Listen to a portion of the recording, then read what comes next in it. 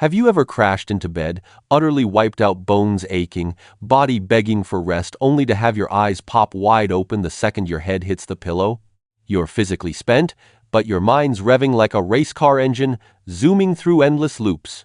You're reliving awkward chats from 3 years back, mapping out doomsday scenarios that haven't even happened, or fixating on that faint creak upstairs. Is it the house settling or something sinister? If this hits home, lean in and hear me out. This isn't just everyday stress. It's not plain old anxiety. And trust me, you're not losing your mind. You're trapped in what neuroscientists dub survival mode, a wired-in state that's got you locked in high alert. Here's the chilling reality no one's spelling out. Your brain can't tell the difference between a snarling tiger lunging at you in the wild and a snippy email from your boss pinging your inbox. To your amygdala, that tiny, almond-shaped panic button buried in your skull, threat is threat. And for roughly 80% of folks tuning in right now, that button's jammed on, blaring non-stop. Picture a battle-hardened soldier fresh from the front lines, plopped in a serene garden, sunshine beaming, birds chirping sweetly. But he's still suited up in full combat gear, knuckles white around his rifle, eyes wildly scanning every shadow for hidden foes. He's objectively safe, yet he feels anything but. That soldier? That's you. You're battling ghosts from wars long over, but your nervous system missed the peace treaty. You're navigating your 9 to 5, your relationships, your grocery runs, like they're active minefields. And it's silently wrecking you, body, mind, and soul, from the core outward. In the minutes ahead, we're plunging deep into the 5 crystal-clear signs you're ensnared in this primal emergency mode. We'll unpack why you can sense someone's mood shift before they utter a syllable, why guilt crashes in the instant you try to unwind, and crucially, I'll reveal the precise psychological hack to flip that switch off so you can shift from mere survival to truly thriving. You might label yourself a driven go-getter or a meticulous perfectionist. But stick with me till the end, and you'll see those are just polished excuses for a nervous system that's desperately crying out for rescue. Let's dive in. Kicking off with the first sign, it's the most widespread, yet wildly misinterpreted. Sign number 1. The room reader. Ever walk into a space, your office, your kitchen, and instantly detect the vibes off kilter, even before a single word's spoken? You catch a sigh echoing from another room, and your gut plummets. You dissect how your partner tosses their keys or the pregnant pause in a text reply. Folks often dub this empath vibes or high sensitivity. But in survival mode, it's straight-up hypervigilance, a survival hack gone rogue. Your brain's on perpetual threat patrol, sifting through a deluge of cues. It's taxing because you're crunching way more input than most, decoding vocal tones, spotting fleeting micro-expressions, forecasting blow-ups. Why? Because once upon a time, anticipating a storm cloud kept you out of harm's way, spot the brewing rage, and you could duck, dodge, or diffuse. But here's the brutal twist. With no real peril in sight, your mind fabricates it. Silence morphs into simmering fury. A blank stare becomes crushing letdown. You're shadowboxing illusions. This segues seamlessly into sign number 2, and oh, does this one sabotage your happiness. Sign number 2. The waiting game. Quick question. When life's humming along smoothly, everything calm and steady, do you soak it in and relax? Or does unease creep in like you're teetering on the edge of chaos? In survival mode, tranquility feels like a trap. Turmoil? That's your comfort zone. When you're wired for crisis management, a smoke-free day sets off alarms. What am I missing? When's the hammer dropping? Psych experts term this foreboding joy, a deep-seated dread that joy's too fragile, so you sabotage it to dodge the fallout. You're armored up on a perfect afternoon, mentally scripting disasters.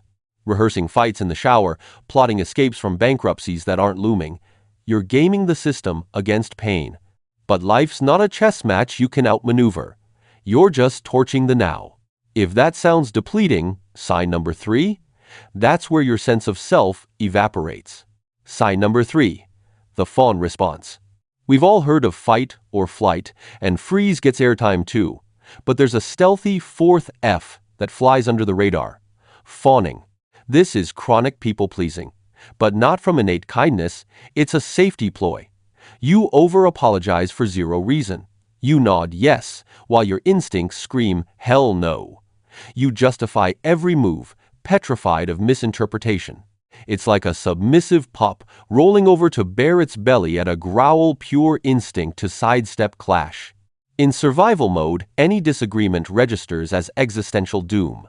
So you morph into a chameleon, tweaking your vibe, views, and desires to match the crowd. You shapeshift into their ideal, all to keep tempers cool. The heartbreak? After years of this, you stare in the mirror and see a stranger.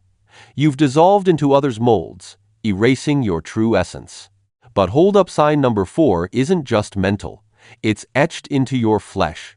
Sign number 4. The armor. Pause and scan your body this instant. Jaw relaxed, shoulders dropped, not hugging your ears, belly soft and at ease. If survival mode's got you, probably not. You're tensed like you're ducking a punch that never lands. Muscles rigid, fascia clenched. This is behind your endless neck knots, nighttime teeth grinding, mystery gut woes no doc can pin down. Your system's looped in sympathetic overdrive, flooding you with cortisol and adrenaline for bear chasing. Except you're desk-bound, email slinging. That pent-up fire has no outlet, so it festers in your tissues. You're donning stress as impenetrable armor. And wrapping up with sign number 5, the one that heaps on the self-shame, sign number 5. The functional freeze. Your task list stretches forever. You know the drill. Yet you're paralyzed, doom scrolling for hours on your phone, not even engaged, just zoning into numbness. You brand yourself lazy, a chronic delayer. You self-flog. Why can't I just tackle that laundry pile? Hear this. You're not lazy. You're frozen solid. When prey senses no escape, no fight, no flight, it feigns death.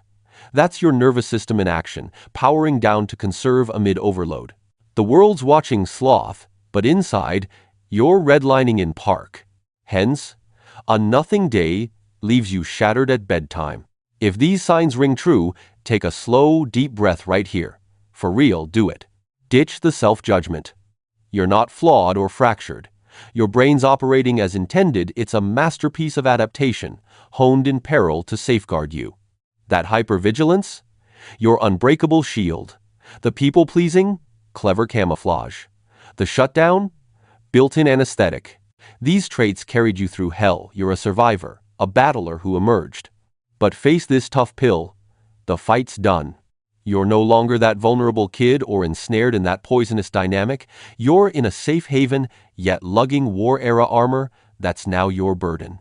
It blocks the hurt, sure, but also the bliss, the connection, the peace. Your boldest move isn't charging ahead, it's disarming. Whisper to your system, we're secure, stand down. This isn't fluffy sentiment, it's hard science. Neuroplasticity lets you rewire. Teach your amygdala that an unread email isn't a predator. Condition your body for guilt-free calm. You're probably wondering, fine, but how do I hit that off switch? That's our focus in the upcoming video. I'll drop targeted somatic drills and vagus nerve techniques, the biohacks that reclaimed my own life. Don't skip it. Surviving isn't living.